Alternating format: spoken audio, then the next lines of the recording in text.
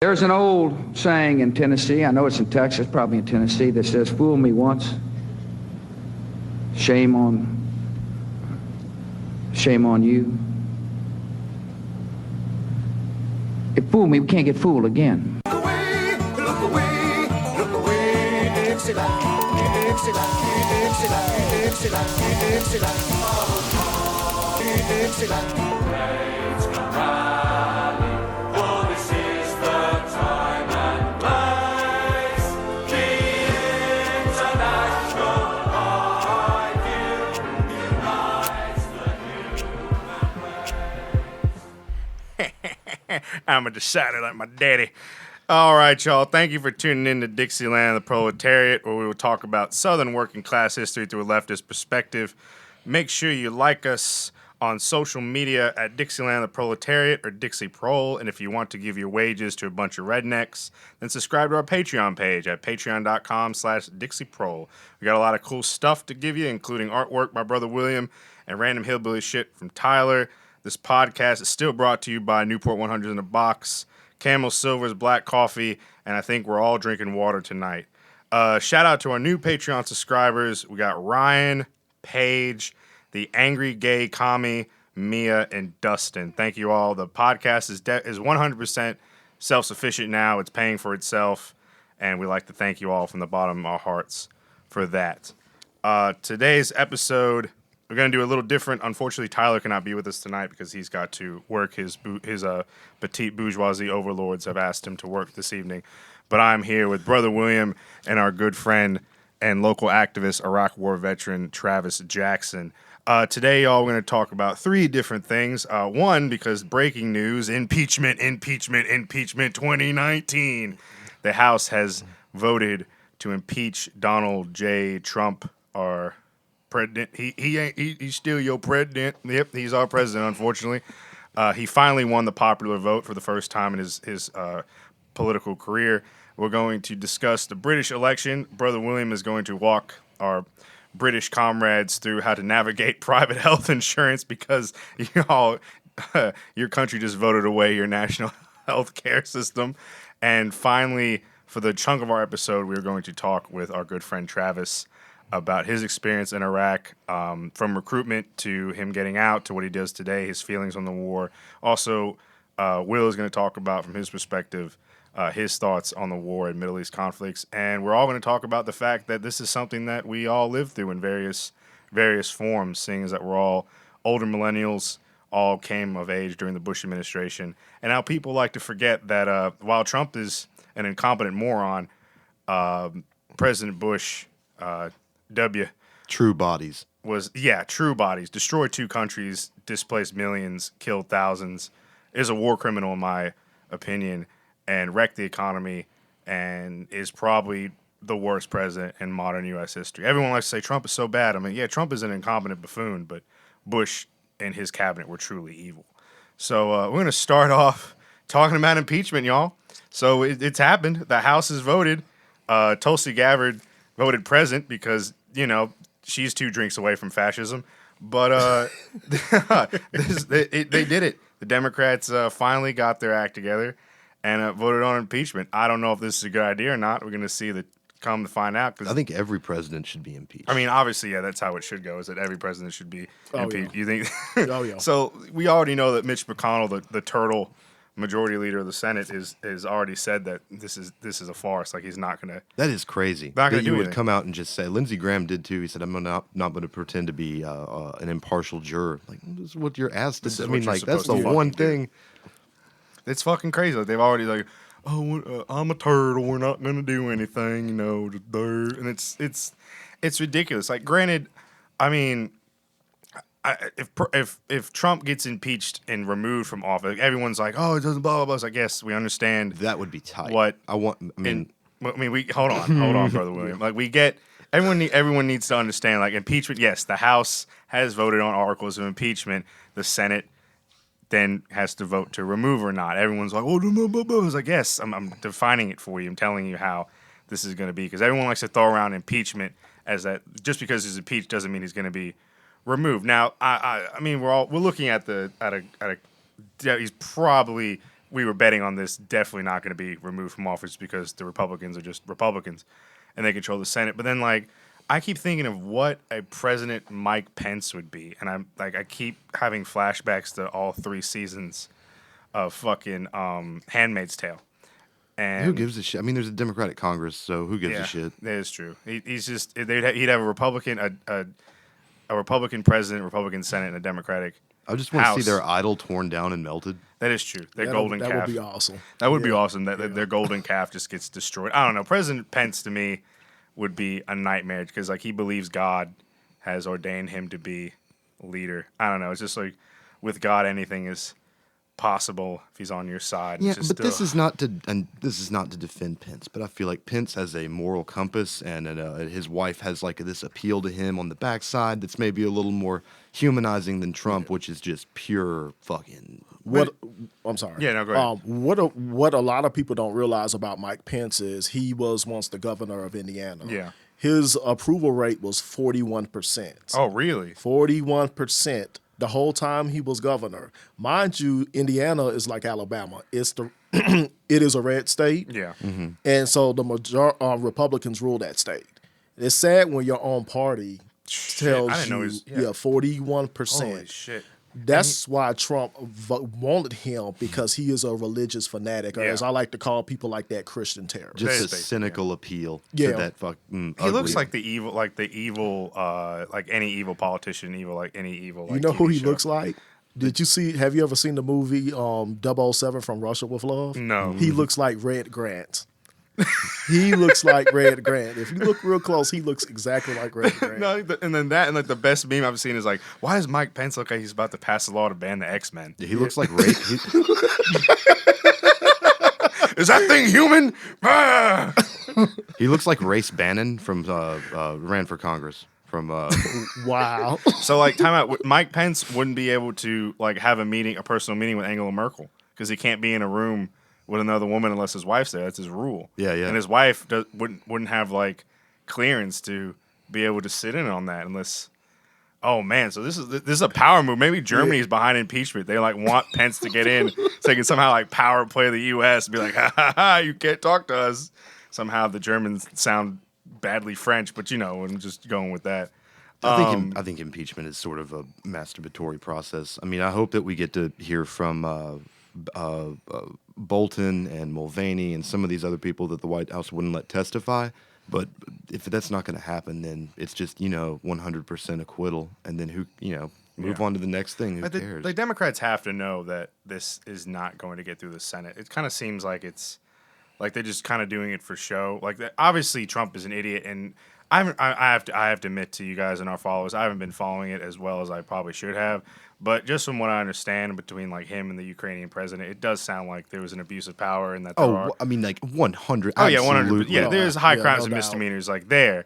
He's But, transparent. Yeah, I mean, he's an idiot. So like what? So obviously he did break the law, but and the Republicans aren't going to remove him. But it kind of seems like I don't know if the Democrats seem like they definitely wanted to do it to like be like, hey, we did something. Because someone else brought this up. I can't remember, but it seems like both parties really like being in the opposition, but neither party knows how to fucking govern. It seems like it's just like once they get into position of power, it's just like, what the fuck do we do? And you had like that with the first 2 years of Obama before he lost the House. It's just like we're just gonna pass this really shitty healthcare plan, and then like under Trump, it's like we're just gonna push these shitty tax cuts, but we're gonna blame the Democrats, even though we hold both houses of Congress for everything wrong that's going, and we have the courts. And it's gotten to the point where like I really just don't give a shit about. I American would politics disagree. anymore. I would say that the fuck Republicans you too, know Will. how to govern. And that's why it doesn't matter who's president. All they need is a hand for that Congress to pass whatever law they have on the back burner. So the tax cut bill was like in waiting. Is there? Obviously is there they- any policy that's like that on the Democratic side that it would be a sure thing? Oh no, they have a bunch of policies, but they're never gonna fucking pass. There was 2 instances my friends talked about in New Jersey and California. It was like Chris Christie wouldn't pass. I think it was like marijuana legalization. Like the Democrats kept passing it through their legislature, but they knew he wouldn't sign it. And the second they get a Democratic governor, they're like, no, it's even though we try to get this passed for like 4 years, we're gonna put that to the back burner and not do it now. And the same thing in California. I think when Schwarzenegger was governor, they kept trying to push their version of universal health care. And then when Jerry Brown gets in, they're like, they have the supermajority and Jerry Brown. They're like, no, we're just going to put it to the back burner. Like the one thing I've always said is like, obviously I hate Republicans. Like conservatives are 2 steps away from fascism as it is already. But like with Republicans, at least you know that you're going to get bullshit. Where it's the Democrats, it's just like, you don't know if this person is going to be good or bad. And then when they get into power, it's just going to be like, what am I going to get? It's just like, it could be like, something really good that does someone that does some really good things. Or it could be someone that's just like a corporate shill. And it's really, really turned me off to American politics. Starting with like in the early 2000s, starting into like 2008, 2009, and then like 2012 and 14 and 2016 is just like, now it's just like a fuck. Like I even though this is what my degree is, and I just don't follow it anymore because it's getting to the point where it's just give me a revolution already. It's all about entertainment. I think the problem with a lot of Democrats is they're all talk but no walk, in a nutshell. Yeah. As you see in the state of Alabama, and as you've seen over the years, and especially in the Deep South, definitely in this state as well as Mississippi, you have a lot of Democrats that want to run, but they don't want to do their homework. Mm-hmm. They have this agenda up. Well, they swear up and down they have a human or civil rights agenda, but they don't want to go to the less fortunate neighborhoods. Yeah. We saw that with our previous Senate, or not Senate, but Governor? yeah. When like it was Walt Maddox versus Kay Ivey? Yeah. Okay. We saw that. Yeah. And Walt Maddox talked a good game in Tuscaloosa. But it's funny, he only would stop in Tuscaloosa, but he would never go to Birmingham. I mean, he would go to these places, but he would only like to less fortunate areas. Yeah. But he would just stay for like a few hours. Mm-hmm. And I feel like if you want to be a Democrat, because I am a Democrat at heart, I feel like don't talk about it, be about it. Don't stay in these areas just for a few hours and say, oh, I've done my homework. Yeah. How about you get a hotel nearby and you stay for like, I say about 2 days. And you go to you speak to the people. You speak for the people. Don't just speak over the people. Yeah. And I think that's the problem with the Democratic Party. You have a lot of people, a lot of Democrats, all talk but no walk. Yeah. What did Travis? I know you and I have talked in depth about Malcolm X. What did he say? One quote of his is like the Democratic politicians, they come around once every 4 years and give lip service to the black community, and then they leave, and we never see them again. Yeah. Yeah. Mm-hmm. It just seems how it is. It's like that's like the problem with liberalism. It seems like it's just there is no material analysis of like what they think, what's going on. They don't fill the needs of the people the way that like a revolutionary party would. But like, if you want more on that, go listen to Proles Roundtable, because we're going to talk about Southern working class. We can get into ideological discussions, debate. Good Lord, we could talk for like hours on that. But I think that it's with impeachment. I like to see where it goes. I made a status today on something. I was like, when the next American Civil War breaks out, we can look back at this moment like this is the start, y'all. Here we go. And it's I don't know. I'm like, good job, Democrats, for like, I guess they coming together and doing something that should be done. Thanks for doing your job. But I don't know how this is going to play out in the 2020 election. Like we have the reference of Clinton's impeachment and how that fared for Republicans badly. I got another thing. They should have put more articles. They only included the 2. And they should have just decked it out with the stuff about the Mueller report too, because I mean, for all the hype or whatever, there is like people that went to jail doing shady shit, and the Flynn stuff I relish the most. I relish you hate that bastard. I hate Flynn. God, you hate Michael Flynn. You're not the only one. Oh, God, fuck him. All right, y'all. So we're gonna move on. So impeachment 2019. We'll see what happens with that. Y'all, you're gonna come on. You look. It's your birthday. Your birthday was yesterday, man. You should be happy and everything. You turned the big 3-0, and you're just like sitting over there mopey, like, like usually you're funny and cracking jokes and having me die laughing by now. But you're like, look, I'm not mopey. Yeah.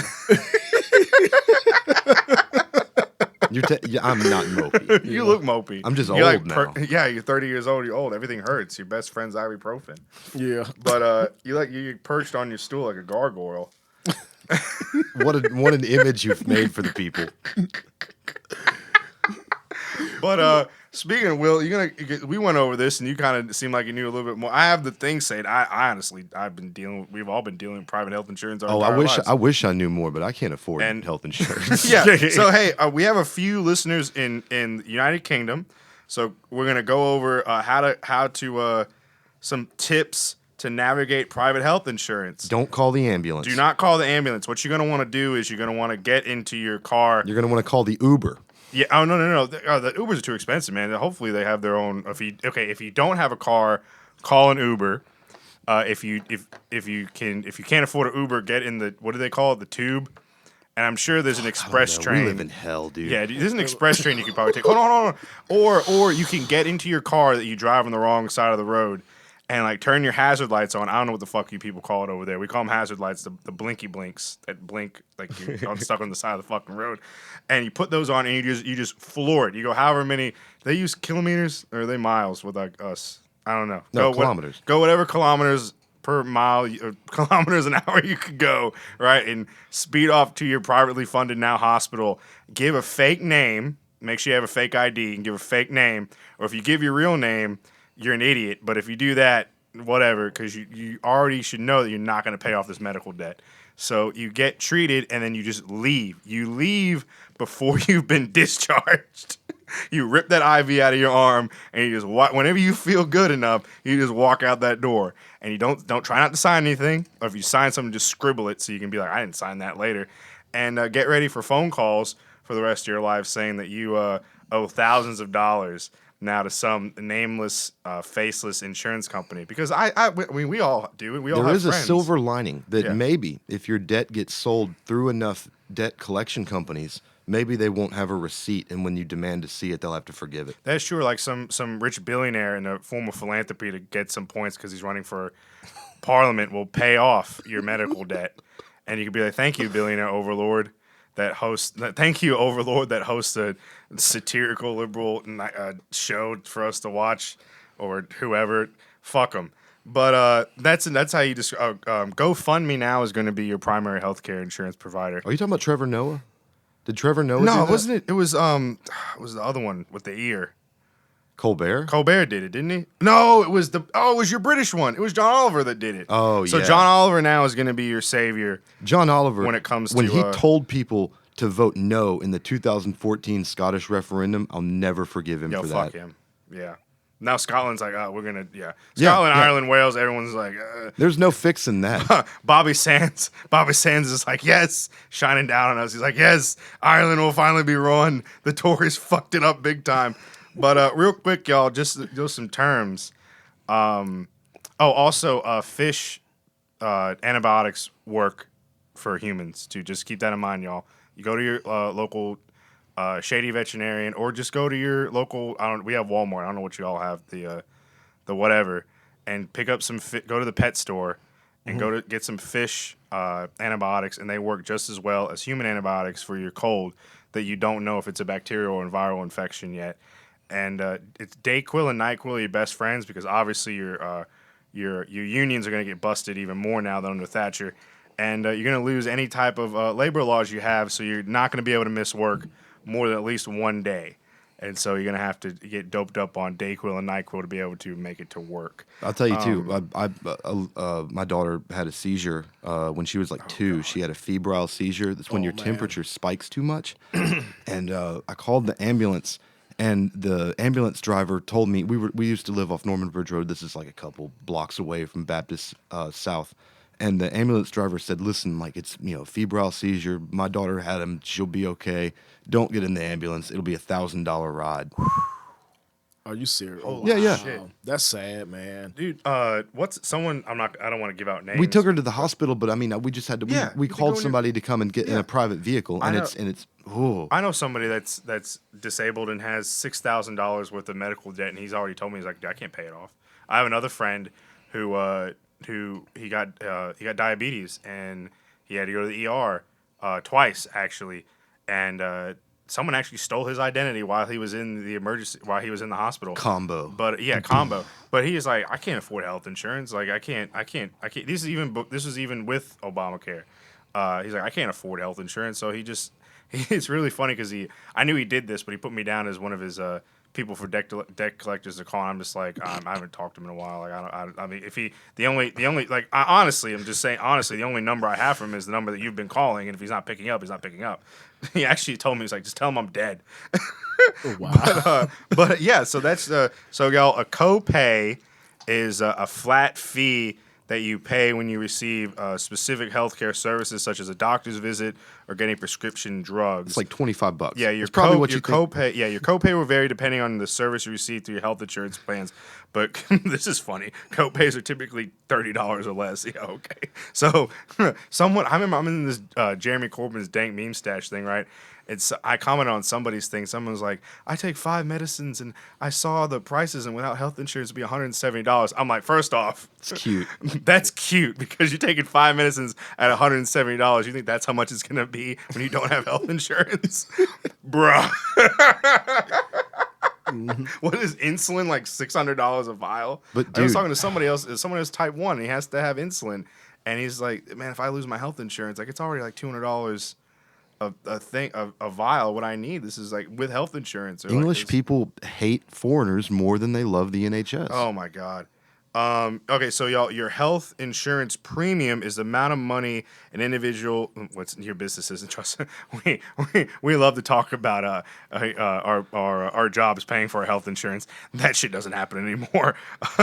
So is the individual is the money an individual or quote unquote business pays for insurance policies. So insurance premiums are paid for policies to cover health care and all that other shit. So that's what you pay. Your premium is what you pay a month to have health insurance, right? You and your company combined. But now what companies are starting to do is and this is what Uber and Lyft does or whatever, is that they categorize their employees as contractors, so they have to get health care on the individual the market. 1099. Yeah. So I think my girlfriend pays $100 with the subsidy, like $119 a month for health, just to have health insurance. That's with the subsidy. Without the subsidy, it'd be like $600 a month. Not even going to the doctor. Yeah, not even going to the doctor. That's what you have to pay. Hell no. And then, okay, so your deductible is the amount of money you have to pay for an insurance claim before the insurance coverage kicks in and the company starts paying for you. Once you paid your deductible, the insurance company will pay the rest of your claim valued up to the policy limits and condition in the wording. Now, I do have to say, before Obamacare, there was like those lifetime caps and there was all this other stuff. Evil stuff. Now, I don't know what, that pudding monster that you all, Jabba the Pizza the Hut, that you elect, that the Conservative Party leader Boris, what the hell they're gonna do? But it used to be there was a cap, and if you reach a certain amount, it didn't matter, you still fucked, and you're gonna have to pay that. But there's a cap, like if you met your deductible and you go over that, Yeah. you're still fucked. So hopefully you guys will have something where there's no caps. But then those deductibles now are like through the fucking roof. Like for mine was $5,000, I think, something like that. I think it's $5,000. I somehow got really lucky with the health insurance plans with Obamacare through the marketplace because I have copays and whatnot, but I have the subsidy covers my premiums, but I still pay copays to go see doctors and to go to specialists and shit like that, and then And they might not get that it's on a state level too. That states can expand Medicaid. Oh yeah, and the federal system or whatever. Oh, dude, that was so funny. I got a story to tell you guys. So when I was in SPUSA, right, we had our something convention in Montgomery, which was fun. I had about like 40 people show up, and it was fun seeing all my comrades, and it was fun doing all that. But someone from California, we were talking about healthcare, and someone from California said something about, well, what about the Medicaid expansion? And everyone in the room from the South just started busting out laughing. It's like, I hate to say it, like, I do have to say that, like, leftists in blue states, like, they think they have it bad until they talk to leftists in red states.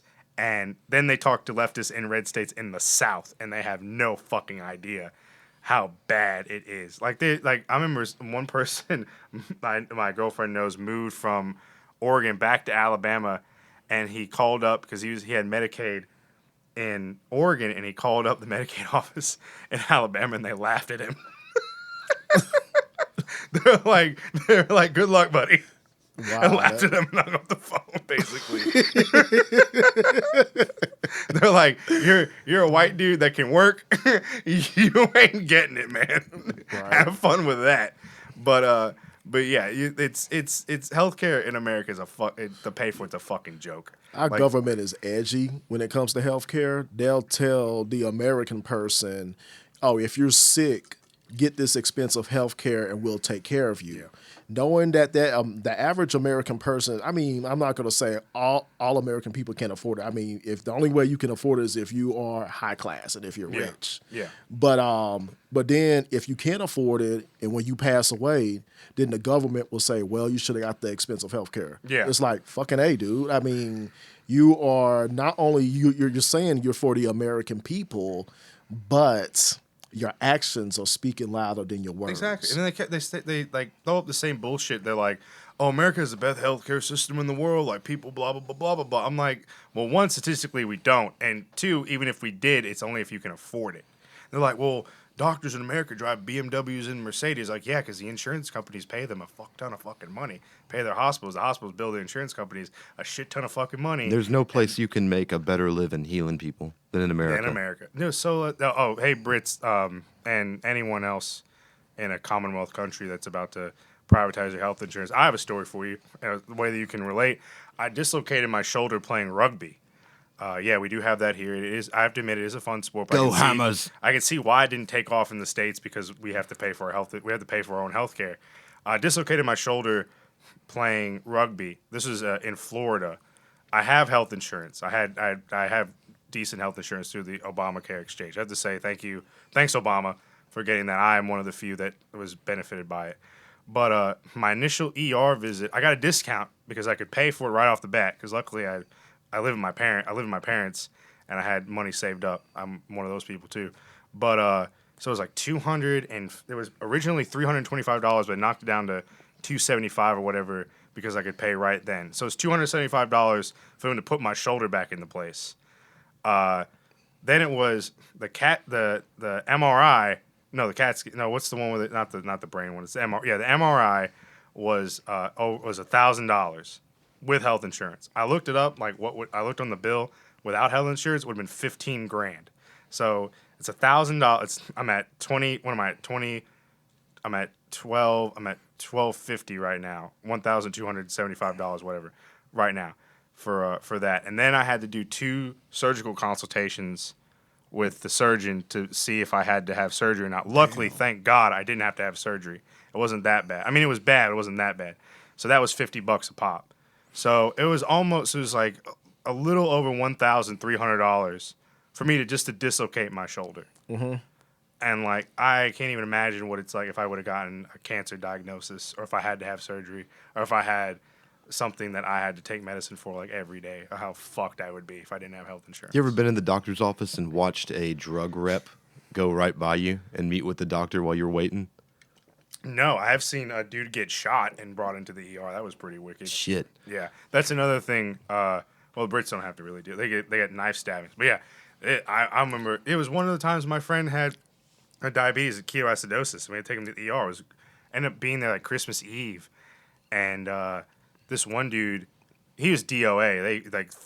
They brought him in a car. They didn't call the ambulance, so they brought him in a car, and these like 5 dudes were carrying him in, and he was dead. And then like 2 seconds later, another guy from that same shooting came in, and I ended up looking him dead in the eyes. He looked like Pastor Troy, and he had a white shirt on. I'll never forget this. He was bleeding just profusely. It was a gut shot, just bleeding profusely from his gut, and the screams that this person made were like unholy. Like how much pain this person had to be in from a gut shot. Yeah. To be like he was like getting hobbled in, and he was just screaming in pain, and the metal detectors going off. They locked down the ER. It's just some crazy fucking shit. Like and then like it was just insane. Like people showed up and they were like, "You did this, you did that," blah blah blah, like arguing about the shooting. It was fucking crazy. And like that's just a typical day. It just seems like. And with the amount of shootings, yeah. God, it's fucking ridiculous. But yeah. So Brits, that's if you have any more questions, hit us up on social media. We'll be glad to help you navigate private health insurance and how to deal with that. Vote SNP. Yeah. North of the border, vote SNP. Okay, Scotland vote SNP, and then everyone else below that should vote for Labour, unless you're a Tory asshole. Then you just need to go fuck yourself. And hopefully, 26 plus 6 will equal 1, and Jeremy Adams will get his way, and Gary Adams will get his way, and Sinn Féin will prevail, and the Good Friday Agreement will be triggered. Wales will secede and just leave England to rot in its Tory Who was the bullshit. DUP leader that lost the seat? That was fucking gorgeous. I don't know his name, but that was North Belfast. Is he lost his seat? The DUP, what a fucking loser. But yeah, get the British out of Ireland. Die, you orange scum. Up the RA. Dennis Skinner, dude, lost his seat, man. That was so sad. I can't believe that he lost his seat. That was all right. Pouring out for our comrade. Joe Swinson lost hers Really? to an SNP, Oh, okay. I believe. But you like S&P. Yeah. What was it saying you said? Go blah, blah, blah, whatever. Scotland be free. Yeah. William Wallace. What was it?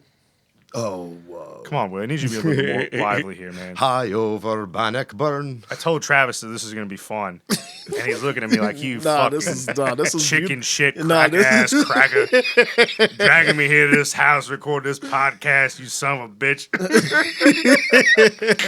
Nah, I'm chill, man. Hell I'm just yeah. taking back. I'm just sitting back taking notes. Dude, hell yeah. Dude, I'm so glad you're on here, Travis. You're one of the first people I thought I was like, we got to fucking get Travis on this show. I'm flattered, man. And I really am. So y'all at home, this is my dear good friend, friend of the show, a friend of mine, a friend of ours, Travis Jackson. He is a local activist, very big in the activist scene here in Montgomery. He is an Iraq War veteran. He went with me on my inaugural visit to the EJI Memorial. I really wanted to go. Everyone was telling me I had to go. And the one person I wanted to go with for my first time was Travis, and it became a life-changing experience to be able to go there with him.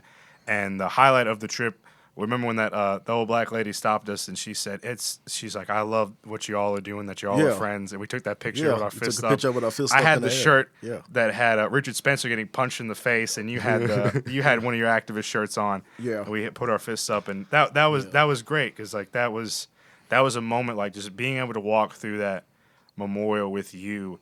The memorial was powerful in and of itself. Everyone needs to definitely go. I still haven't been to the museum yet, but everyone needs to go to the museum and the memorial.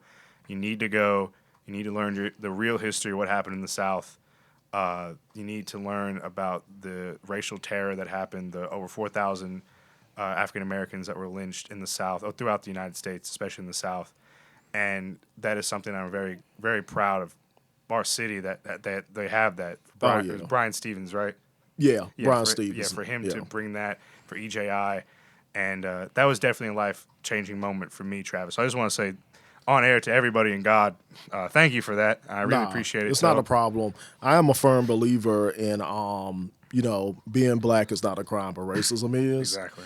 And I feel like, to the white people out there who are listening to this podcast, if you truly want to be an ally for Black Lives Matter, like I said, don't say I understand, or don't stop saying I get it. If you get it, then show that you get it. Exactly. Actions speak louder than words. When you called me, Nelson, and asked me to go to the EJI memorial, I was pretty flattered. I was like, and you remember I asked you, why me? Out of all the people now, out of all the black folks in Montgomery, Yeah. why me? And you said, because you are by far one of the wokest Exactly. people in the South. And that kind of like made me feel like, well, damn, I'm pretty famous, I guess. You know what I'm saying? You are fit to do that. Now this thing, you're Yeah. now this video exploded. Yeah. And it's still Yeah. being shared to this day. Hell yeah. Well, dude, we're definitely getting into that, because you both, Mia loves what you did that one time, and what I don't know if you still do when you knocked down his sign. We'll talk about that. That was beautiful. We're definitely going to get into that a little later. Okay. But y'all, so like I said, we're going to talk about Iraq, and without further ado, I would love for Travis Jackson to just tell his story from when he decided to join recruitment to his tour in Iraq, to afterwards and how he feels now and how his activism was shaped by that event and that war and what he does now in the community. So take it away, Travis. All right, thank you so much. And before I get into my spiel of the podcast, I would just like to say it is an honor to be on this most electrifying podcast. My man. You know what I'm saying? With two of the fiercest activists that God has created. Oh, thank you. So, thank you. yeah. So my story goes back to my family. I come from a military family. My dad was a sergeant major. My grandfather, God rest his soul, he passed away on Christmas Eve a couple years ago. He was a Korean War veteran. I was shaped by those two veterans because from an early age, I was taught that if you want something, you're going to get it. If you want to be in charge, you're going to show that you're going to be in charge. I also come from a activist family as well too. My late grandfather's brother, which is my late great uncle, he just passed away 2 months ago at the age of 93. God rest his soul. He had no sons, but he had 5 daughters. 2 of those daughters were Black Panther members during the 70s Oh, hell in yeah. Birmingham. So, yeah, they didn't take any crap from nobody. And so I have activism in my family, and they are in Birmingham. So that when growing up and listening to their stories, I wanted to be something like them. But I wanted to do it as well as like in the form of the military. So when I was a junior in high school, I met the recruiter one day during lunch, and he talked with me and he talked with a bunch of us. Matter of fact, ironically, backtrack. One of the reasons why I wanted to join the military is I saw the second plane on TV hit the tower. Oh yeah, same. Yeah. And that just like caught me off guard. Like I thought it was a reality TV show, but no, this is real. Yeah. This is real life. So fast forward, so my recruiter, he came and talked to our class in, ironically, our history class a couple of months after that. And he was basically saying that you all see 9/11, and I know you all are motivated to join the military. So all of us in the classroom raised our hand, and he provided us some pamphlets and stuff like that. A couple months later, I raised my right hand and I took the oath of the Constitution. Mm-hmm. And now I'm in a program called MEPS. I think it stands for Military Entry Program Services. Now, real quick, what year was this? This was 9/11 was in 2001. I would say this was in 2002. Okay, so this is before the Iraq invasion. Yeah. Okay. Yeah. Because I graduated from high school in May 2003. Okay. And so I took the oath of the Constitution, so I'm happy now because the recruiter, he promised us, you're going to get free education, you're going to get free health care, you're going to be taken care of for the rest of your life. You know, the longer you stay in, the more benefits you're going to get. Little did I know that would be somewhat of a lie because when I joined the military... Government lies, wow. Yeah, wow. Yeah. When I joined, I went to basic and I went to AIT in 2004. Mm-hmm. So my first duty station, I went, and basically I had a crappy chain of command. They didn't care for the veterans at all or the soldiers. Basically, it's kind of like what you see in our government right now. Mm-hmm. We'll take care of you, but when it's time to really take care of you, hey, you're going to have to be on your own. Yeah, you go fuck yourself. Yeah, yeah. And it shouldn't be like that. But, you know, it is what it is. So anyway, during my first duty station, I faced a lot of harassment because they considered me as too quiet and not... Really? Yeah, I was too quiet. Yeah, I know. Hey, I was quite a quiet person back then, you know, because I was nervous. This is my first home away from home. Yeah. But you're like 18 at this point. You're only 18 years old, right? Or 19? I was 19. Yeah. Yeah, 19. Yeah. Hey, but I ain't gonna lie, I still rock those birth control glasses you like go. Buddy Holly, you know what I'm saying? So You mean those Malcolm X glasses? oh brother. yeah. You mean the Oh Malcolm yes. X glasses, Yes, brother. that too. Yeah, so anyway, I did my time there. It took a while for me to get out of that duty station because I really wanted to leave because it was just the whole the whole base in Oklahoma was just jacked up. Yeah. There was nothing to do, and I didn't want to be around that as a young man. I wanted to be around my like people. So anyway, I've finally got reenlisted, and I went to the Best Coast, which is Washington State, PNW, Pacific Northwest. While I was driving, because the military promised me, we'll fly you there, but you're not going to get paid. But if you drive to Washington State, we'll pay you money. And so I was like, okay, I'm going to drive. I'm going to take a road trip. I'm already halfway in America. Yeah. So I'm halfway there. yeah. So when I was in Idaho, I got a phone call from my new duty station telling me, are you on your way here? I said, yeah, I'm on my way here. They was like, well, Bush just announced that he wanted to send 5 units over to Iraq early, and he's going to call it the surge. I said, that's a lie, because in March 2003, there was already a surge. He was like, no, that was the invasion. Bush is now calling it the surge. And I said, okay. So when I got to Portland, Oregon, I spent the night in the hotel. And when I turned the TV on, that's when I saw CNN, and they gave Bush's speech.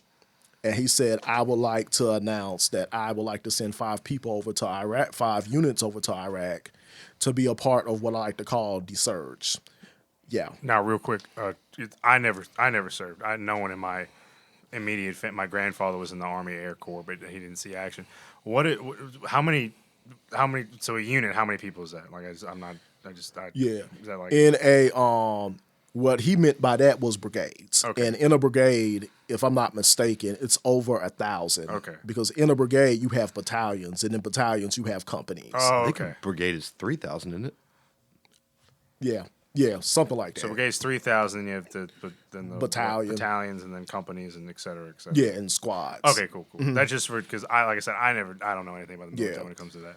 So So I got to the base, and I think I had a month to prepare. And so I was like, where's the unit at? They're already in Iraq. fuck. Yeah. Serious, So like, you were an army of one. yeah. On rear detachment. Yes. Because when I got there in early April, I was like, where's the unit at? They said, well, they're already overseas. This is April of 06? April of 07. Okay. So I'm like, okay, so I trained for about a month on rear detachment. When I got to Kuwait, the rest of the unit was already in Iraq. Okay. Mind you, this unit was a striker unit, and this was back then was kind of like rare to have a striker over in Iraq. It's a 8-wheel vehicle, and it is a mine resistance. The V hull. Yeah. So like, if for example, if an IED were to hit a striker, it will still keep moving. Okay. Unlike a Humvee or like any vehicle out here. Yeah. Because up until then, they were getting. Yes. Yeah, Yeah, those murdered. Humvees. And we'll talk about Pop. that. Oh Yeah. shit, we're gonna talk about that. They were getting slaughtered. Yeah. Left and right. I bet you have a lot of opinions on Rumsfeld's bullshit. So Oh, yeah. Yeah. Yeah. So when I got over to Kuwait, they said one of the Army personnels that I met over there, they said, well, your unit is in Iraq. And I said, okay, that's not a problem. And they said, but we have some bad news. I said, okay, what's the good news first? The good news is that the unit is over here, and there was no casualties yet because they just started the deployment. Yeah. I said, okay, cool. I said, what's the bad news? He said, well, Bush just announced that instead of a 12-month tour, it's going to be a 15-month Oh tour. shit. And my mouth was just like wide open. My eyes were wide open because I already called it.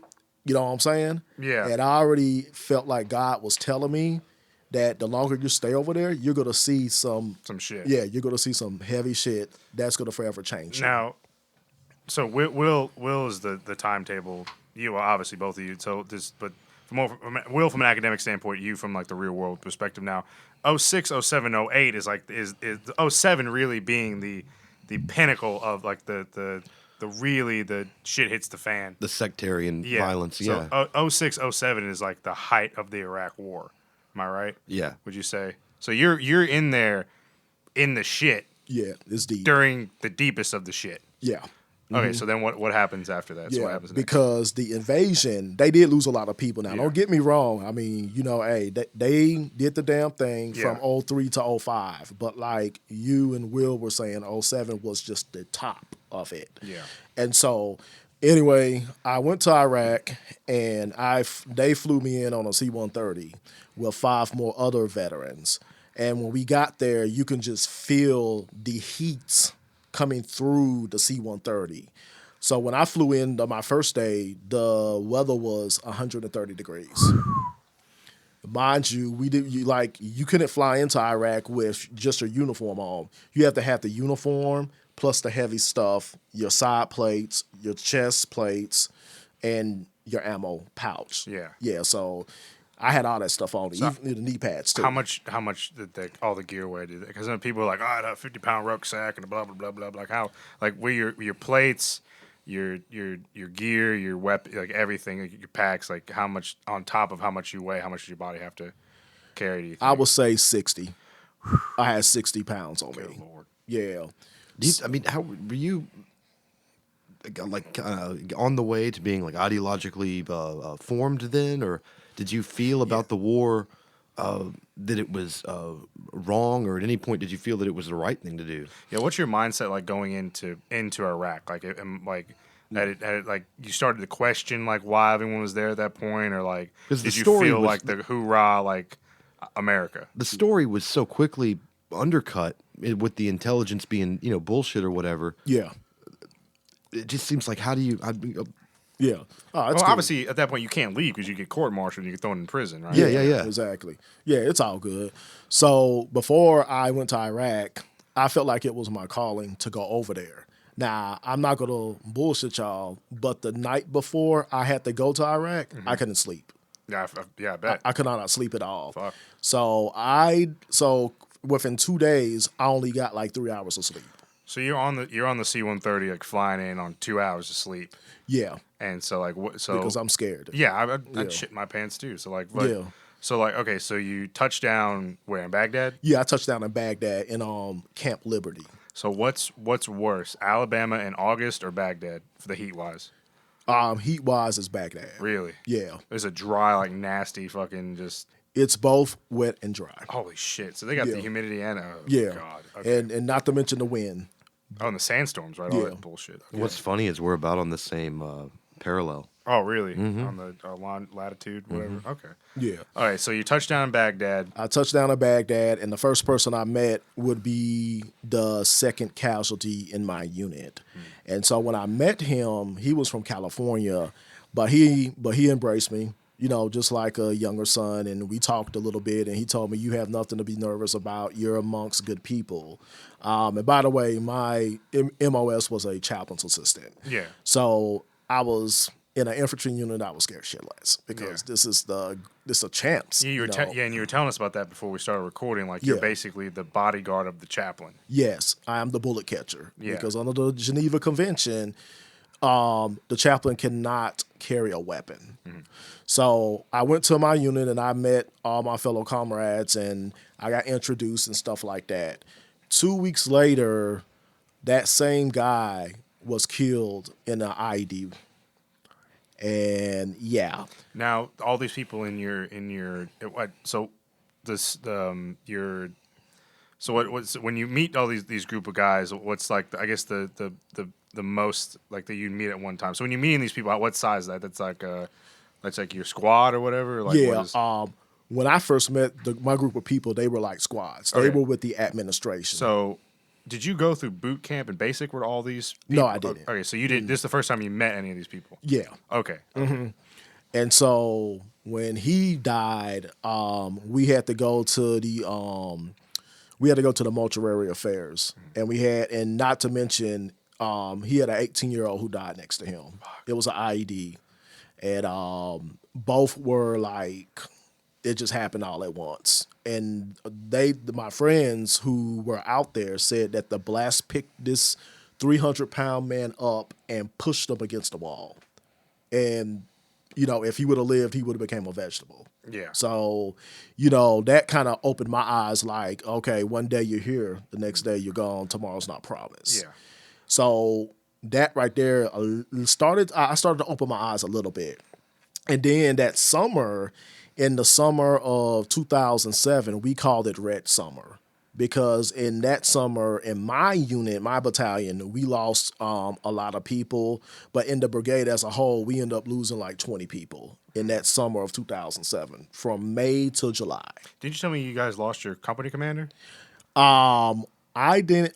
We didn't lose our company commander, but another battalion did. Okay. Yeah, that came from our brother battalion. He was killed by a rocket attack along with 7 other, of his soldiers. So the next casualty was a friend of mine from California, and he was out. He wasn't supposed to go out that day. There's another person. Okay. Yeah, he wasn't supposed to go out that day, but he volunteered because he said, "This is my calling." And so people were trying to tell him, "You don't have to go," and he was like, "No, I'm fine. I made my peace with my maker." As soon as the ramp got put down on that striker, and as soon as he stepped down, there was a sniper that shot him in the chest. Like the bullet went through his his plate. Yeah, and he died immediately. Did people believe the WMD stuff? I mean, at the troop level, Yeah. they did. Now, what do you mean by that? Like, how do you not, when you get over there, realize like, what am I doing here? oh yeah, we had a lot of the more we lost people, it was a lot of veterans that I was like, fuck this. Why am I over here? But like Nelson was saying, you can't just get up and leave because you are in Iraq. And if you do, you'll get in deep shit. I hear that, like, when I was watching, like, the Ken Burns documentary on Vietnam, like, or you watch any, like, basically documentary on Vietnam, like, they talk about that. They're like, especially the ones that got drafted, they're literally marking the days from their, it was 9 or 12 months, whichever what it was back then. Like, marking the days, and they're like, please, they said the closer they got to the day they got to go home, like, don't let me die today. Yeah. Don't let me die today. For God's sakes, don't let me fucking die today. So it seems like, from this the people that, because I can't even imagine, like, I knew from like a young age that I never wanted to fucking like join the military and do combat, anything like that, because like my mom being a nurse, like just describing like what she went through working in LA County General Hospital in Carson back in the 80s, like just having to deal with all the stuff that went on then, like just hearing just basic emergency room stuff, like just knowing that like this isn't a video game. Like, this is just, even watching, like, war movie, everyone's like, oh, man, that movie's so good. Like, for instance, Saving Private Ryan, for instance. So everyone's like, man, that movie's so good. It's so great. The scene that sticks out of my head the most is when their medic gets shot in the gut and is crying for his mother. And he's like, Mama, and he's dying there in front of everyone. And, then they just have to move on. Like, they just have to, that's it. Like, it's we have no time to mourn or whatever. We just got to go. And that psychological effect, that toll it takes. Like, I knew at a young age that, like, I don't want to go through that. Like, I don't want to experience that shit. I don't want to fight in the military for this bullshit. Because, like, in my personal opinion, like, after World War II, we're literally fighting for America's interests, not really to protect our people. We're fighting for America's interests and basically corporations at this point, and protecting them, and not necessarily defeating the fascism or defeating a global evil. Like Christopher Hitchens and neocons wanted to paint Saddam out to be like this.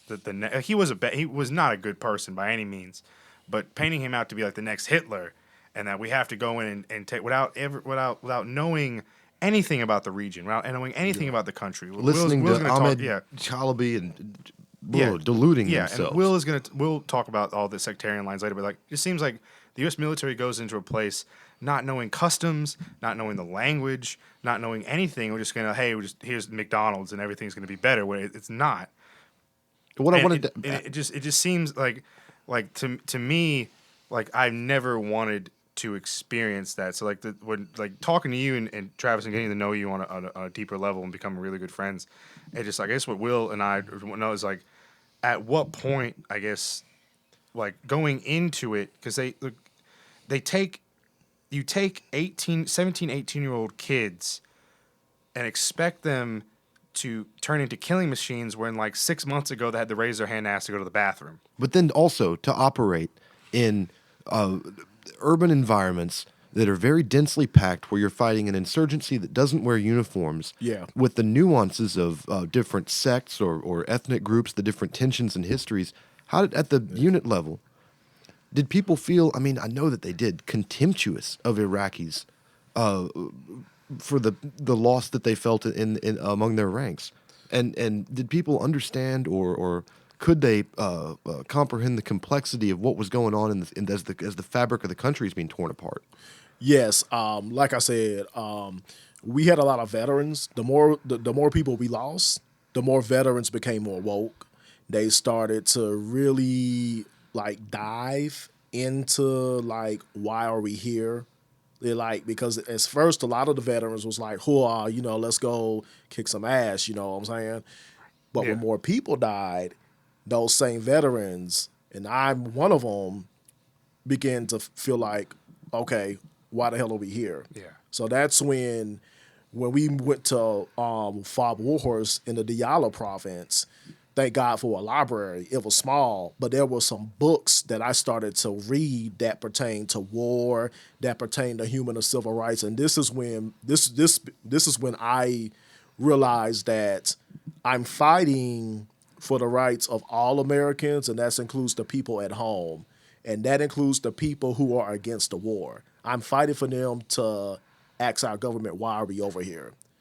So the longer I stayed over there, of course, we already had control because we started to get used to the Iraq heat. We started to get used to being over in Iraq, period. So the longer we stayed over there, though, we still lost people, but it wasn't as intense as it was in the first 3 months in the summer of 2007. But to answer your question in a nutshell, yes, there were a lot of veterans over there that were like, damn, no, we shouldn't even be over here. Yeah. All this for a Dodge Charger. Yeah, I know. All this for oil, Yeah. all this for money, and all this for popularity purposes. Did you see like a? Did you? I didn't mean to cut you off No, you're fine. in your story, but I just have another another thing I wanted to ask, kind of pertaining to what Will had to say. Did you see like a divergent, like a split between soldiers who, like yourself, who questioned why they were there and became disenfranchised with the whole military and with the government, and saying this is bullshit, like we shouldn't be over here. And then the other side, it seems like the split is that people become more entrenched in that far right, like military, the Iraqis are bad, I'm glad I'm here, that like seeing them as like almost subhuman, and like just, you see that with the recent like people that brought up on war crimes recently that Trump pardoned because he's a jackass.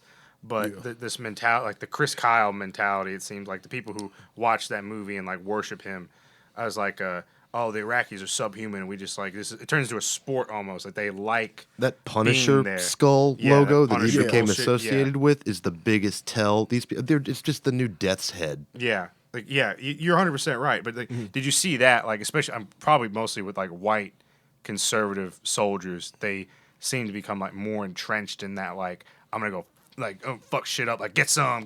Like they liked killing and they liked being over there. Like, Oh, absolutely. Like I said, as the war went on, you began to see veterans change their minds, but you also saw those veterans still had that mindset like murder, murder, murder, kill, kill, kill. Yeah. That mentality.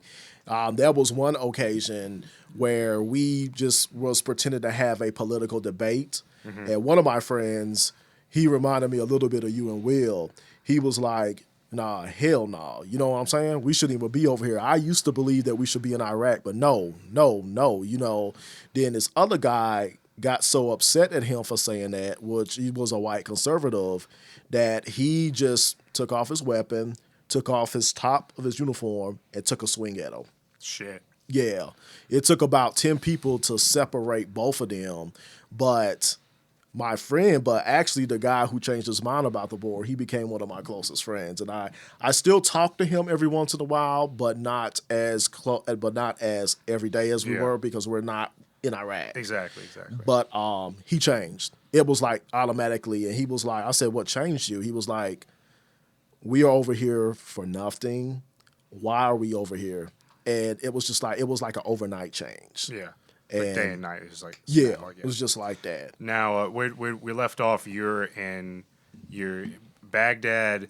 It's past the Red Summer, and so what happens after that? So like you're. Yeah, we moved to the Diyala province to help our other brigade, our other striker brigade out. And so while we're up there, they're still taking casualties, and we're taking casualties as well. Now, the last casualty that we did take, it was a friend of mine, and he was amongst two more people. And the jacked up thing about this is one of the three people was a 19-year-old. He just came back from his grandfather's funeral. So they were on a humanitarian mission, and a suicide bomber detonated. Yeah. Being a chaplain's assistant, we work close. I and my chaplain, we work closely with the medics. So when they notified my chaplain that they took enemy contact, two KIA and one possible or killed in action, we literally ran to our hospital. Now, when we went to our hospital, I've never seen a bunch of grown men cry in my life. It was that emotional. I had a chance to finally see my best friend, and he was on a gurney. And it was as if, you know what I'm saying? It was as if he was just like, breathing like real slow. I did see his weapon, and it looked like a kid drew a red crown all over his weapon. And that just like, boom, like, what the hell is going on? Now, he died 24 hours later, but those who died immediately, we had to go to the mortuary affairs, and we had to identify them. After that right there. So that's your road to Damascus. That's like you. Yeah. After that, that was the dagger. I was like, You're no, done. Nah. So how many months into your tour is this? This was in November of 2007, and we headed back home in I want to say June of 2008. Okay. Yes. Now, remember you told me you don't have to get into, because I asked you if you wanted to tell in detail about this story when you told me EJI, but you don't have to get into too detail. But I do want to talk about, because I didn't realize how incompetent fucking officers were until like I talked to, like, 'cause you were a sergeant, so I talked to you backed me up on this, and then like I have a friend of mine is a corporal. And I remember watching Generation Kill and thinking like lieutenants and above cannot be that fucking incompetent. And then you were like, they're fucking incompetent. So did you want to tell, not so much detail about your lieutenant who, would he lied or something and tried to get you guys to go back earlier or something? You were telling me something to that story, because I think that shows like how officers, I think, when they come in green and don't really realize what the fuck's going on to like battle hardened troops, and they really get fucked, like they fuck over the troops. Yeah. He was a first lieutenant, and he just graduated from West Point. So he's green as fuck. Yeah. Yeah. Like he's wet behind his ears. He don't know a damn thing. Yeah. So while we're on a mission or whatever like that, the E7, which was the sergeant first class, he's the platoon sergeant. They were on a mission, so they, when you march on the street, there are like a few soldiers on one side of the street and a few soldiers on the other side of the street. Yeah. The first lieutenant, or the I won't say the platoon leader, and the sergeant first class, they walk in the middle. But on this day, we got notified that there's an IED in the street somewhere. So he and the sergeant first class, they were on different streets, different side of the street. So the first lieutenant ran over into the street to talk to the sergeant first class, and the sergeant first class said, "What are you doing? Get back over there because we got notified that there is an explosive device in the street." So he went back over there. A few minutes later, he ran back over there again, and the sergeant, and that's when he got upset and he threw his weapon down and said, "I know you're a lieutenant, but blah, blah, blah." So the lieutenant was like, "Okay, whatever." This time, when the lieutenant went back across the street, he triggered the ID. Oh, my God. No one didn't die. Yeah. I was like, okay, that's Mother Nature right there. No one didn't get injured or anything. That's someone watching. It's like luck. Yeah. You Yeah. got fucking lucky. Yeah. Right. But that E7, when we got back to base, he got real upset. I bet he fucking did. And he said, "You could have got all of us killed." So that's one of the stories Yeah. that I don't mind sharing. It just Yeah. goes to show you that there is incompetence, because a lot of people think when you graduate from West Point or when you go through Ranger School to become an officer that your shit doesn't stink, but you're human and it still does. And that was the same lieutenant that lied to your, I guess, above him, saying something to try to get you guys to go back earlier. Yeah, Yeah. What a jackass. yeah. So Did you know who you were taking contact from whenever you were in Diyala? Diallo, like whenever we will be attacked, we didn't know. Well, I would say that I was told that it was insurgents, because there was one day where we got hit by 3 rockets within 10 seconds when we were in a tent.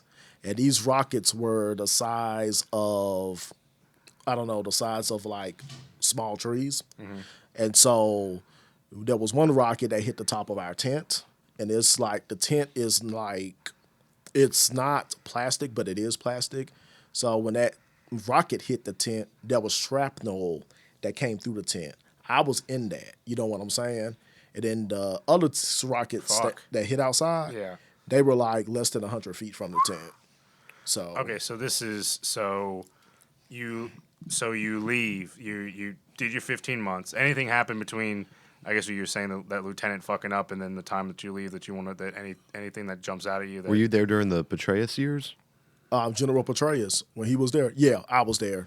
Matter of fact, a good interesting story was one day when we were out doing a mission, his deputy, his assistant or his deputy commander from Hawaii was out there, and he said that he would like to pick 5 soldiers that he would like to recognize for their hard work, and I was one of them. Oh, that's cool, man. Yeah, and I still got the coin at home with the Thunderbolt. Really? Oh, cool. Yeah. Hell yeah. Yeah, he was down to earth. Well, I love his plan of paying people $80 billion not to fight us.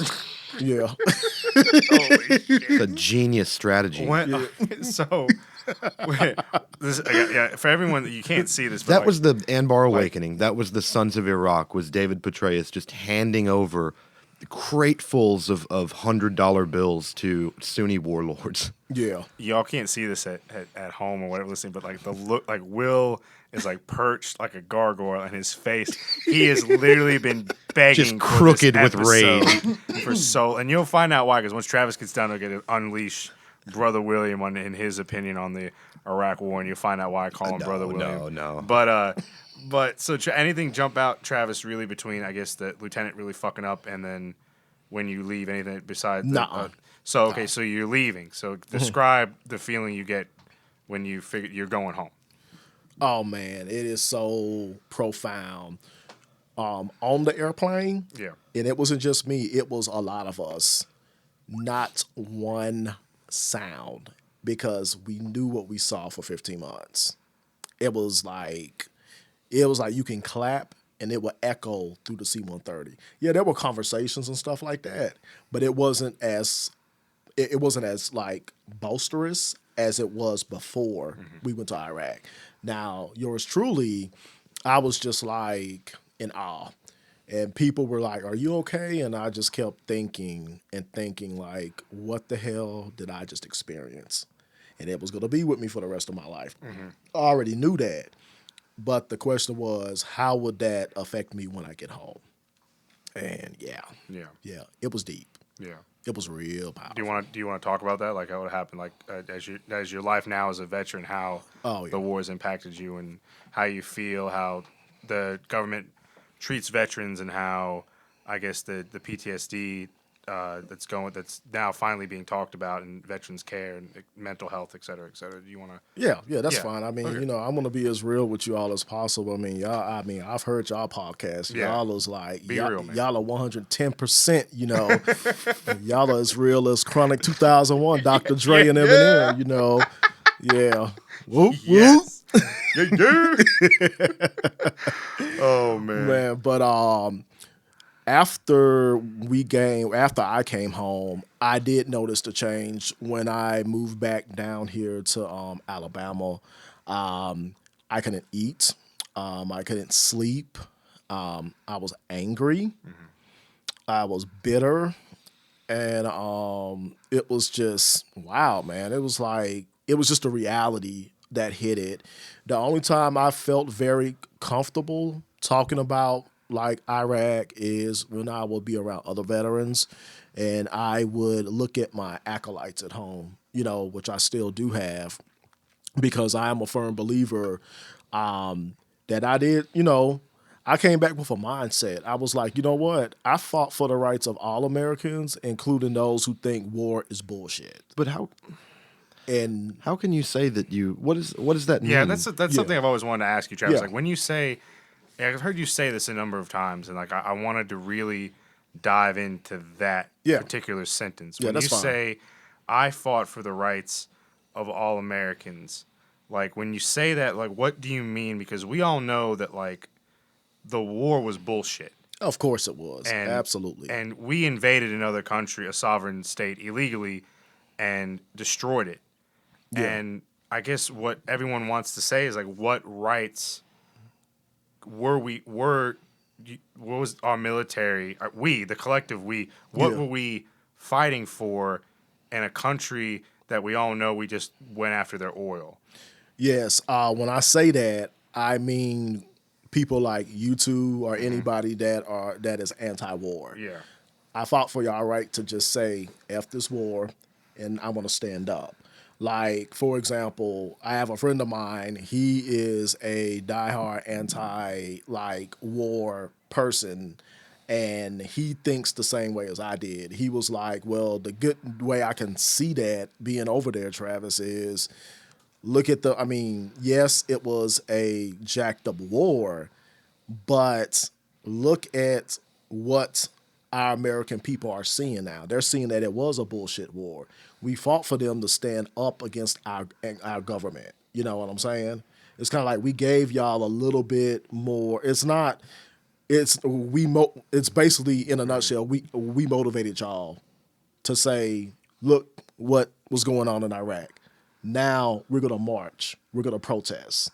You know what I'm saying? It's like I sympathize with I like get- individual veterans who join for either financial reasons or because of a family legacy or misguided notions about the world. But it just seems like Yeah. how do you not look back and regret?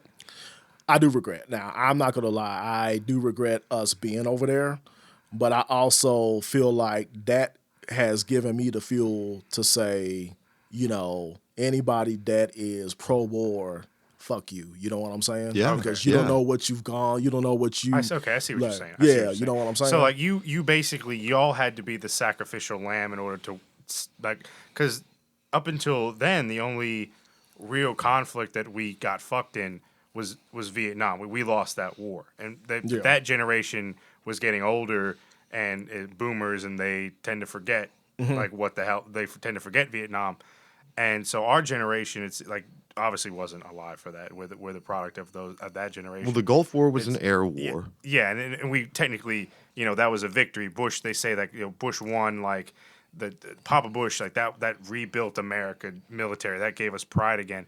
But Kuwait shouldn't exist. Yeah. Kuwait only exists because some rich Saudi, rich Arab prince was playing Saddam. ball with the British. Yeah, Saddam, why do you want to make Kuwait the 19th province of Iraq? Because it's 1991. But no, I get what you're saying. I get okay. Okay. I'm glad that you find that you. I don't say find like a finally you said like thank you for explaining Yeah. that. I think Will and I see what you're saying is that it goes back to like you signed up because your family legacy. Like you like a lot of people are gung ho and like that's why I think that like every fighting force, whether it be an organized state, military, or a terrorist organization, or any type of fighting force recruits young people because we're young, we're malleable, we think we're invincible, Yeah. and so you sign up because you're like there's this one line I remember watching the Vietnam documentary, and this one American soldier, one veteran, he said, you know, I was so happy. I told my dad, I was like, Dad, I get to be a war hero like you, and his dad said, Son, I fought men who were throwing people into ovens. You're fighting a rice farmer who just wants you to leave his country. And it was like that seems to be American. That seems to be more American foreign policy post World War II, is to go to places that no one wants us to go. So, and it goes back to what we were saying is like you signed up, but you couldn't after you signed that paper. You're property of the U.S. government at that point. Yeah. Like you cannot leave, or you'll be court-martialed and thrown in prison for the rest of your life, or for a long. Your life will be ruined. You dishonorably discharged. You'll lose your rights, et cetera, et cetera. Felon. Yeah, you'll be a felon. So you can't. You have to. And at first you think you're only gonna be there for 12 months, and they say 15 months, and so you're fucked. Like you have to do that. And I see what you're saying now. How like, yeah, you know it's bullshit, but like you kind of see it as like y'all had to be the sacrificial lamb to have Americans basically wake up and be like, hey y'all, this is bullshit. Yeah. Like please be in the streets, please, because like the rest of the world was protesting the Iraq War. Where it seemed like a lot of people in America while we did protest, it seemed like other countries were protesting a lot more until it got to the point where Americans even Bush supporters had to be like, dude, this war is bullshit. Yeah. Like, They don't talk about it now. They have wiped him from the books. It is not. But what's crazy is that Bolton's back. And Pompeo's back. All the same. They never drain the Scooby-Doo swamp, guys. I thought we cast were going of to drain the characters. swamp, man. Woo! Trump train 2016. We're going to drain the swamp, and they're all fucking back. The same neocon assholes that got us in They the want to fucking do the problems same there. thing to Iran. I was Yeah. going to say, when they were planning on the invasion of Iraq, and they were talking to Ahmed Chalabi and the Iraqi National Congress and all these people that hadn't been there in 30 years, and they were just promising them that people would treat them greet them with flowers in the yeah. street and palm Like fronds. Jesus riding into fucking or wherever on a fucking donkey. Like, hey, yo, this is going to be great. And just had no clue that, on the other hand, America has been riling up the sectarian nest in Saudi Arabia, just encouraging, violent Sunni jihadism in opposition to left-wing movements in the Middle East. Yeah. And when we go into Iraq, we think that it's going to become, a democracy overnight. And people knew, but they ignored them. That there are serious fractures in the society, part of them that we're responsible for, that are going to make this be a lot harder than they thought. Yeah. Before Will dives any further, because trust me, y'all, I've listened to Will give this same spiel now for like at least 3.5 years now. I've heard Will talk about this. I've known Will for a while. But Travis, is anything specific that you want to talk as a veteran, how you see how you're treated now, like not just as a veteran, but as a black veteran in the South? Do you feel like even though this part of the country veterans are held up to like godlike status, do you feel that way when the white Trump supporters see you, or do you think that they still see you as you're just a black man? You're not when you tell people. Do you see people's mindset change when you tell them that you're a veteran, or do you still feel like the racist? Do they even care? Yeah, basically, or do you still how do you, as a black veteran in the South, what has been your experience? Yeah. Well, my experience dates back to when I started to volunteer in 2015 with two human or civil rights organizations. I started to notice that the change that I experienced through Iraq started to benefit for the good. I became more woke. Yeah. I started to read more books. Hell, I met you. Yeah. You know what I'm saying? Power to the people. Hell yeah. Yeah. And so I see like when people whenever I tell people I am a war veteran, I still feel like from very, very few white people, I get the saying of thank you for your service. I really do appreciate you. Or, they'll show some sympathy, and you know what I'm saying? And that's fine. But a lot of times from white folks, I get this vibe that, oh, you are still seen as a black man. Yeah. You know what I'm saying? Like, blah, de blah, who do you think you are? Which I have come to realize that, I come to realize who I am. And when you are real with yourself, then, you're going to be hated. Like I always say, the wokest person faces the most controversy. And that's where that controversy comes from. Yeah. But I do understand where you come from. I have gotten support from veterans and other white folks, you know what I'm saying?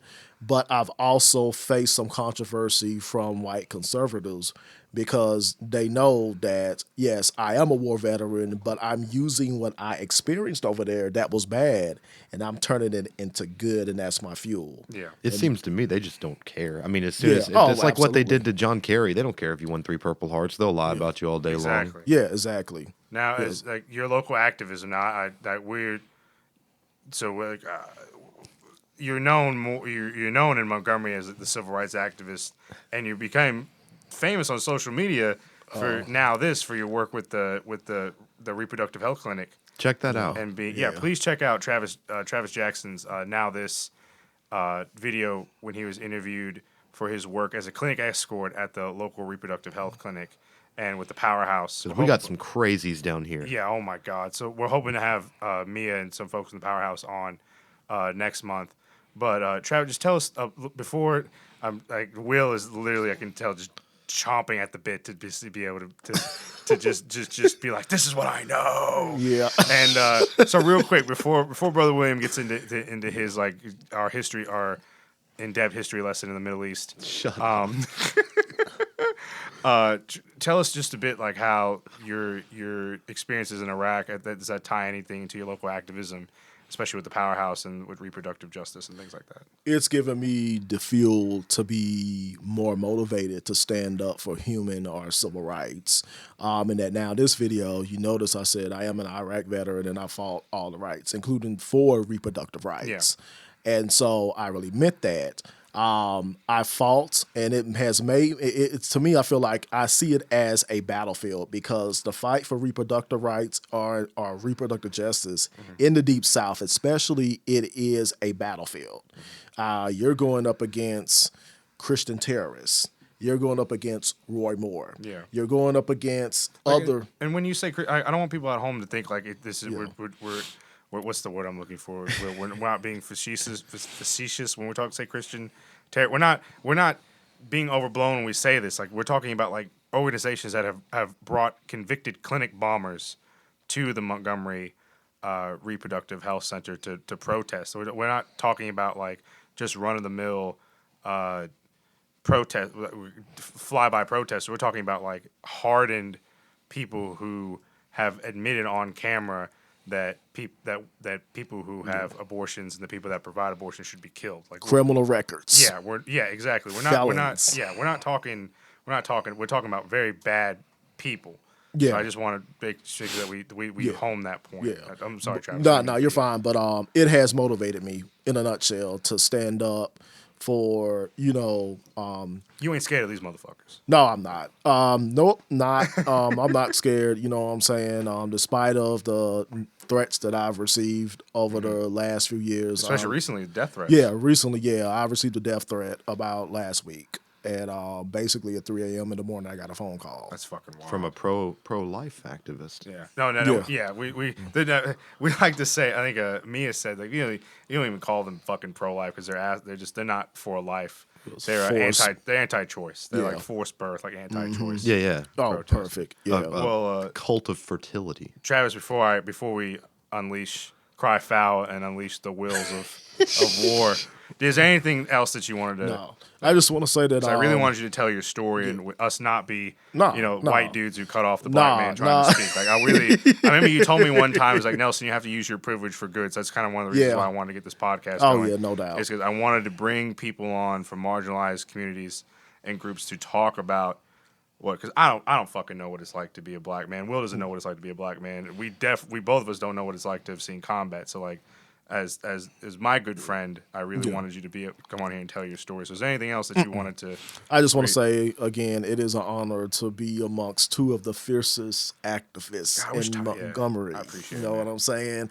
And that you giving me the honor to be on this wonderful podcast and talk about my activism and what has Iraq taught me and stuff We're like gonna that. get you on again. We talk about civil rights for sure, and hopefully Tyler can be able to join us because Tyler's woke as shit too. But like from like the redneck, like anti-establishment, working class, like hard knocks. School, I've heard 'em. like Yeah. He's like, man, fuck the government, I'm the moonshine. Woo! So all right, we're gonna cry foul and unleash the Brother Williams War. Try with some knowledge, Brother William. I don't know where to start. I thought we would just go into it, keep talking about I mean, Travis here. obviously, yeah. I'm just bullshitting with you. So, like, I just know, like, you have a lot of things that you wanted to talk about. And if you had, obviously, we're still here. We can go on for however long. Doesn't matter. So, like, more questions we can ask I Travis. just I'm want to being a hit dick. the key mistakes of the war. Yeah. These, the war planners Are you gonna didn't plan to. are you gonna say why you care about this so much, Will? You're gonna finally.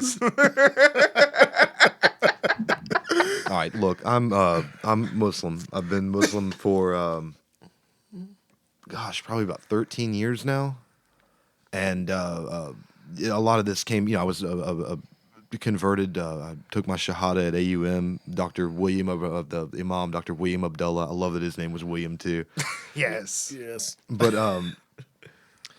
the sectarian violence in Iraq always made me very nervous of listening to sectarian voices, and I know that a lot of white people that convert or whatever go off and become like Barry from Four Lions. So the Inshallah, brother. overzealous white convert is Yeah, a very funny character, but I tried to be very knowledgeable about what was going on at the time.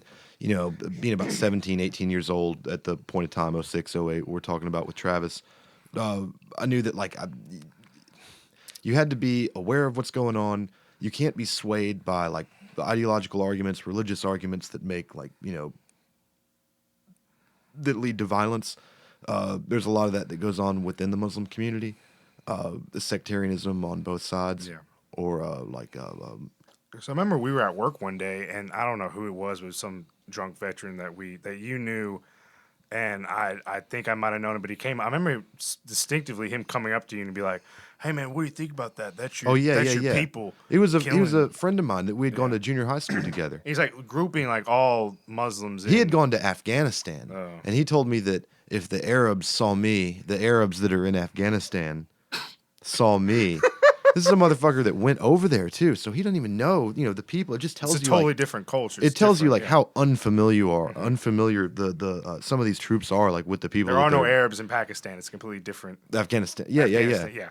Well, he goes, "Oh, they'd kill you." I said, "Well, I'm not going over in a uniform, so mark one down, plus Yeah. one for Will." You know what I'm saying? Like, I'm not going over Add there 1 HP to wearing William. the flag of a country that invaded them. So you approach people with respect, and I can't imagine though. When I look watch old documentaries of the Iraq War, and it shows the bodies in the streets, and it shows these soldiers that are saying, "Oh, well, we had to do what we had to do to protect our guys and get the job done." It just seems so surreal to me that people wouldn't act the same way if a country invaded us. Yeah. That one of them was from a Nat Geo documentary, just absolute dog shit. Seth Moulton was in it, which was funny. Ran for president or whatever. Oh yeah. But they had a guy, and he was saying, we neutralized this Iraqi sniper, and the insurgent was shooting from his child's bedroom upstairs, and I was so disturbed when I saw that he was shooting from his child's bedroom." And they get up there and they show, and it's like, first of all, the bedroom has a great shot of the alley. So tactically sound, right? Yeah. There's also this is his country. Yeah. And, I don't know what ideology this guy had, but it just seems like How do you not recognize that I would do the same thing? There's a lot of guys that join the military that are that lean right, that are pro-gun guys. That of course, if someone was over here yelling at you to slow down at an intersection in a different language, and if you don't slow down fast enough, they shoot you up. These guys would take up arms too. No, they want to do it now. Yeah. They wanted to do it when they Obama think was this is president. a coup. Yeah. They think impeachment is a coup. So what would happen if the government really fell apart? It'd be the Danziger Bridge during Katrina. That's Yeah. what it looks like. Yeah. Then again, it's ironic because I don't even know if ironic's the right word, but it's just like if tomorrow a general was like to stop the Democrats' coup of whatever we have declared. Trump has bestowed upon me powers. We're going to install martial Bloomberg. law, blah blah blah blah blah. No. And like, or Trump, not even that. If like Trump just came on and said like to stop this quote unquote coup d'état by the Democrats, I've declared martial law and blah blah blah blah. Like all these 3%ers and oath keepers and these far right militia folks and a lot of Republicans would be cheering this. It would be like the fucking scene in Star Wars where like Palpatine becomes a fucking emperor, like or in Rome when it becomes an empire. Like they won't care because it's their guy being the dictator, and everyone else would be fucked because like these like Tom Cotton and all these fuckers like they and G.I. Joe whoever will fucking be completely fine. So a lot of people Trump think that dictatorship. A lot of people think that we're living in the collapse of the Roman Republic, the turn of the Roman Empire. We're living in the end of the Roman Empire. We're Baby. in the end of the Roman Empire. This is the death throes. The death of the Republic was a long time ago. But yeah, okay. Also, I don't want people to think that I forced Will to come out. We've talked about this a long time, and this was going to be the episode where Will was going to tell everyone he was a Muslim. So he's just being a dick and was like holding out on me because he can be a jackass like that sometimes. But yeah, I don't want anyone to think that I forced you to say that, Will. Thanks. The note that I have right here, which instructs me to Written say in it's all crayon. okay. I wrote it in crayon. I sent you an angry text message with angry emojis like, tell them that you're a Muslim. I'm kicking you off the podcast. Oh, my God. Do you have any... okay, Will, what else? Come on, you've been... I've made some friends from Iraq. I hear a bunch of different voices, from the native side to tell you the problems of from within Iraqi society and the way that the American invasion either complicated them or caused them to begin with.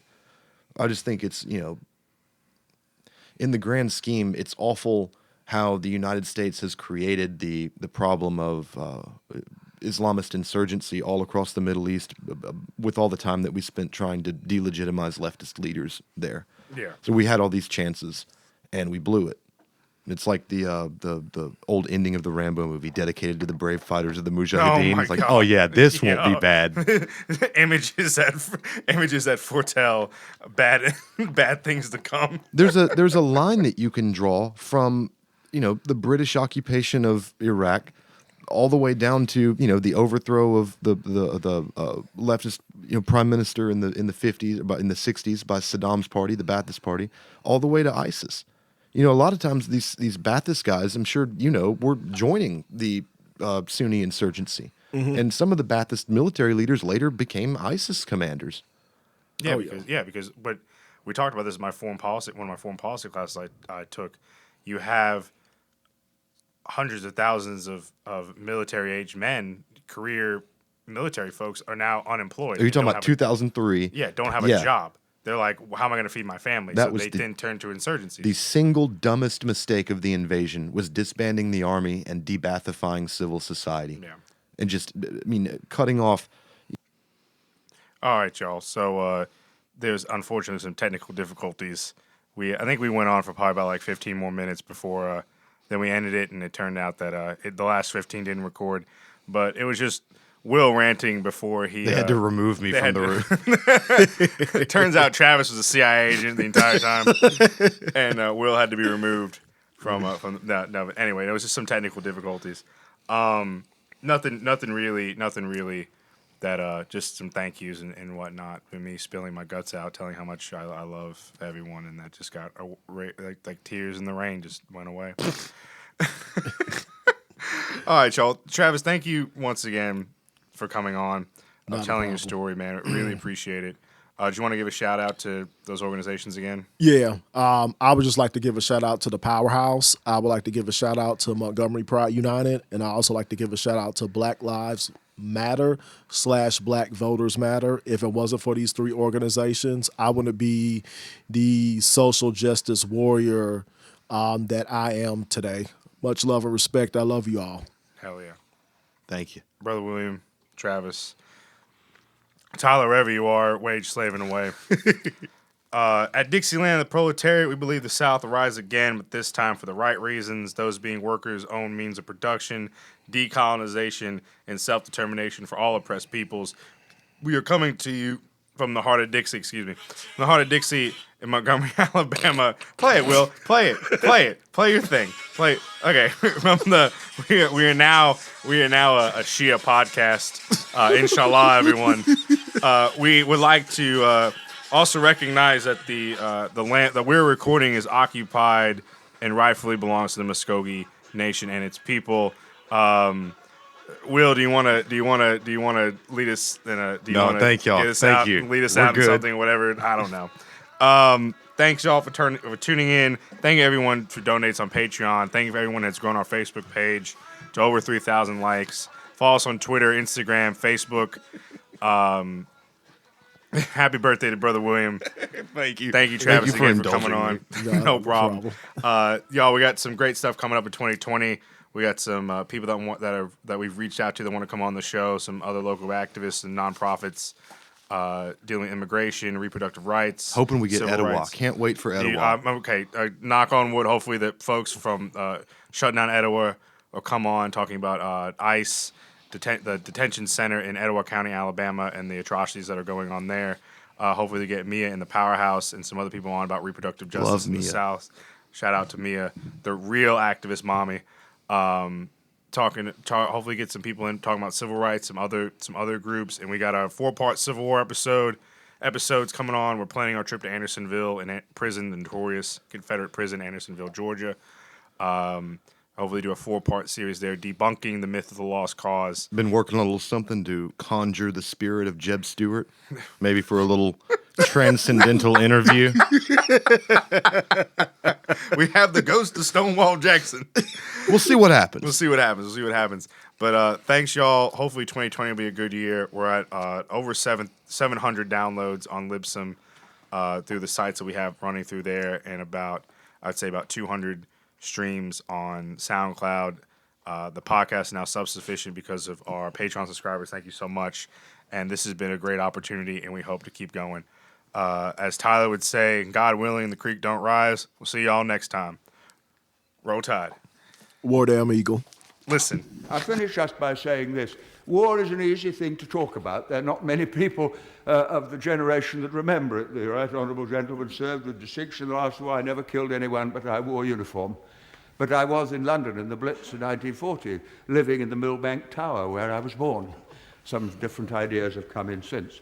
And every night I went down to the shelter in Thames House. Every morning I saw Dockland burning. 500 people were killed in Westminster one night by a landmine. It was terrifying. Aren't Arabs terrified? Aren't Iraqis terrified? Don't Arab and Iraqi women weep when their children die? Doesn't bombing strengthen their determination? What fools we are to live in a generation for which war is a computer game for our children and just an interesting little Channel 4 news item. Every member of Parliament tonight who votes for the government motion will be consciously and deliberately accepting the responsibility for the deaths of innocent people if the war begins, as I fear it will. Now, that's for their decision to take. But this is a quite unique debate in my parliamentary experience where we're asked to share responsibility for a decision we won't really be taking with consequences for people who have no part to play in the brutality of the regime which we are dealing with. And I finish with this. On October the 24th, 1945, and the former Prime Minister from Bexley, Old Sidcup, will remember it, the United Nations Charter was passed. And the words of that charter etched into my mind and move me even as I think of them. We, the people of the United Nations, determined to save future generations, succeeding generations, from the scourge of war, which twice in our lifetime has caused untold suffering to mankind. That was the pledge of that generation to this generation, and it would be the greatest betrayal of all if we voted to abandon the Charter and take unilateral action and pretend we were doing it in the name of the international community. And I shall vote against the motion for the reasons that I've given the House.